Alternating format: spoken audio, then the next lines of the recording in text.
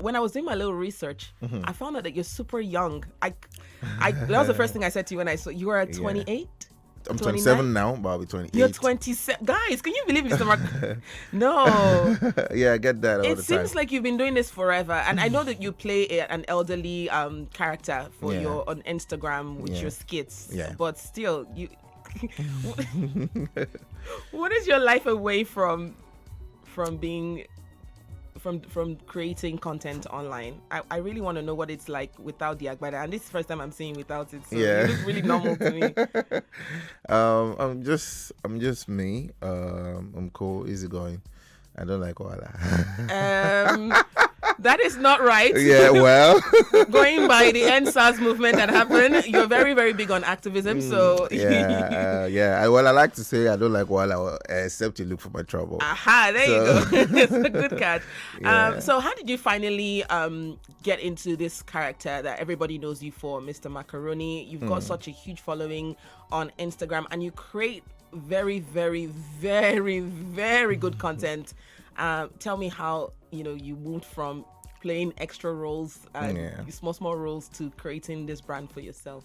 Yeah, it was. It started out of frustration. Ooh. Yeah, I was tired of getting those small roles. So I kept getting them. Although, now I would say there's no small role, but then, there's one thing not getting that vibe where you want to be, and you just feel you're not there. You feel like you're just static. You're not elevating. You're not it's moving. Okay to have small roles, but at some point, exactly, about call me for something major. You get. So I keep going for auditions and casting calls, and I never get the roles that at least give me a role that we talk for like 5 scenes now. You can just tell me, okay, so you come, you're the one that we set for.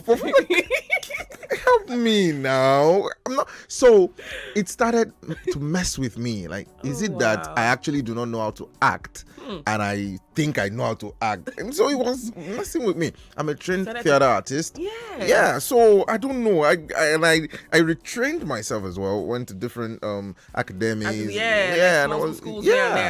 So it was really troubling for me. And then I'm like, look, because after school, when I finished theater in school, I said, I was seeing all of the online videos and comedy and everything. But I told myself, I don't see myself doing something like this. Wow. In all honesty, I don't know. No way. I just looked at it like, come on. So I will, it espion me. I will now go online and be doing all those Instagram comedy. What's that? So because to start with, I'm not a comedian. I'm an actor.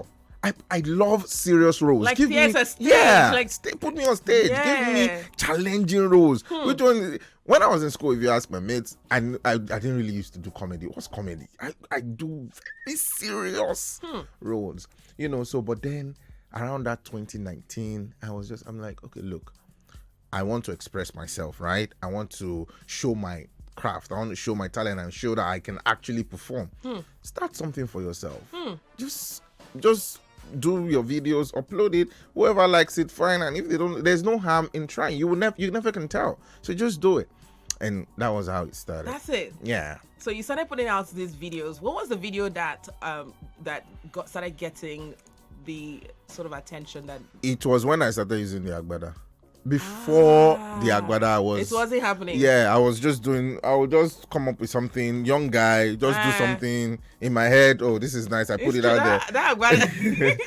But when I started using the agbada and I started depicting that father figure, that freaky father. Freaky dad, because no one has really... Freaky father, daddy character. So a character that, an elderly person just fooling himself. Yes. We know it's something that is we are very aware happens in our society, but no one has really portrayed that character. Exactly. Crazy. So I started to do it, and I saw, in fact, a lot of girls, especially girls, will be like, yes, those men, that's how they used to do. They'll say, I'll try to help you. Exactly. Look-key, there's something. Yeah. Wow. So that was it. And what made you decide to do that? Did you just sit down? Did you know anybody personally that used to do that, or you just said, you know what, I'm going to wear agbada and start doing it? No.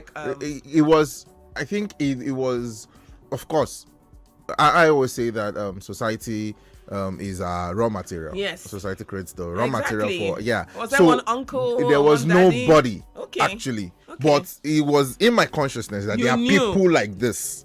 So I think it was just me exploring. I understand. And it was just me exploring. Yeah. Now, which of your videos? So because I interviewed Caramel Plug a few days ago, and you know how she said she moved from 10 followers to 75,000 followers in 48 hours. Was it like that for you? No, it wasn't like that. So it was a gradual build for you. Yes. I'm happy that there's a and when you started doing that, you started getting more people, more following. Yes, and then a lot of people were sharing my stuff. They were listen, this guy. Were you overwhelmed? I was overwhelmed. Yes. Did you freak out? No, I didn't freak out. Because I've always said to myself, I've always known that by God's grace, I would attain the heights that I want to attain and even beyond. I always say that prayer. I always knew. I like that. But I didn't just see it coming that early. That's like 2019, 20. It started late 2019. A lot of people started to know me 2020. Yes. So what in the next few years, because where you are now, you know, you're still doing this. You're still and are you working on movies now?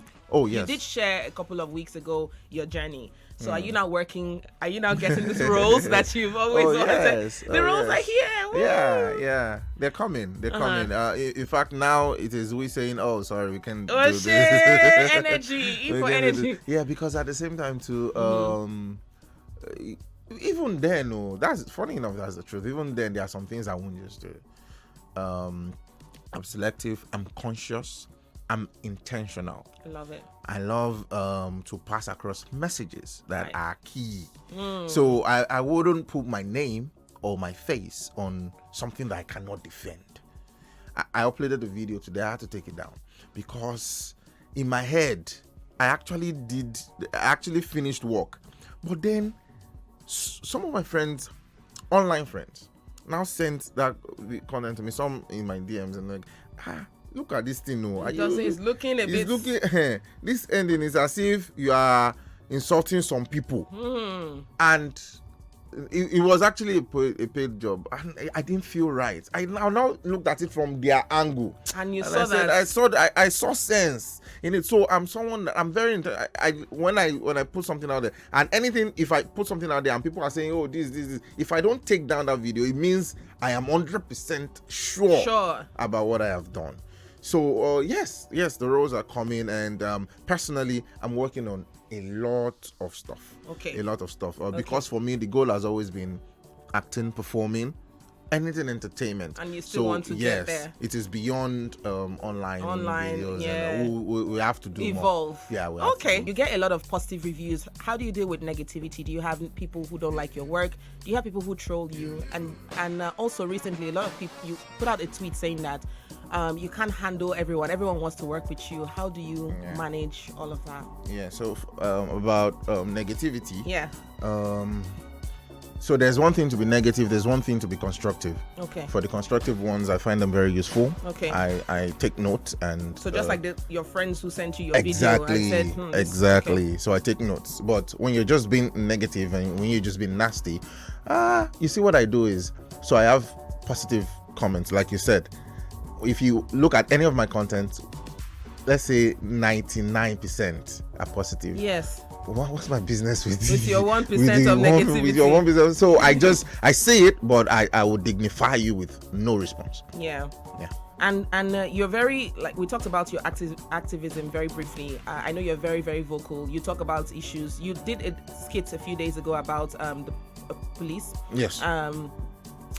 What would you say to the young people out there? Because you're super young and your audience, you have a very wide audience. I wouldn't say all your people are young, but I'm sure there are a lot of young people trying to be like you. Yeah. What would you advise them? What would you say to them if they want to toe your path and also use their voice to make a change? Because that's what you're doing, even though you are creating funny content. Yeah, it's a lonely path. And there will be a lot of people that would doubt your intentions. And then they'll just think, oh, maybe it's working for this or it's working for that. And then some people, just because they benefit from the corrupt system, would not just like you because you're speaking against it. So it's a lonely path. My father always tells me that you say Olo Toki Lenny, the honest person does not have a mat, because nobody wants the honest person around. The person will always tell you what is right. That's true. And it's not easy to take.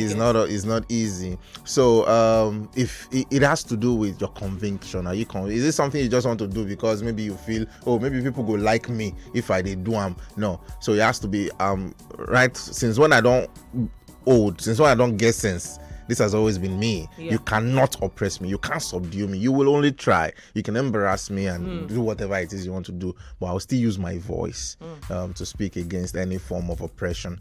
So it has to do with, if you're convinced, fine. But I'll just tell everyone, follow your dream. Follow that thing where you say, like I'm living my dream. Yes. I've always said it has to entertainment, performance, arts, and that's what I'm doing now. Just that I also use my art to speak against, express, which is good.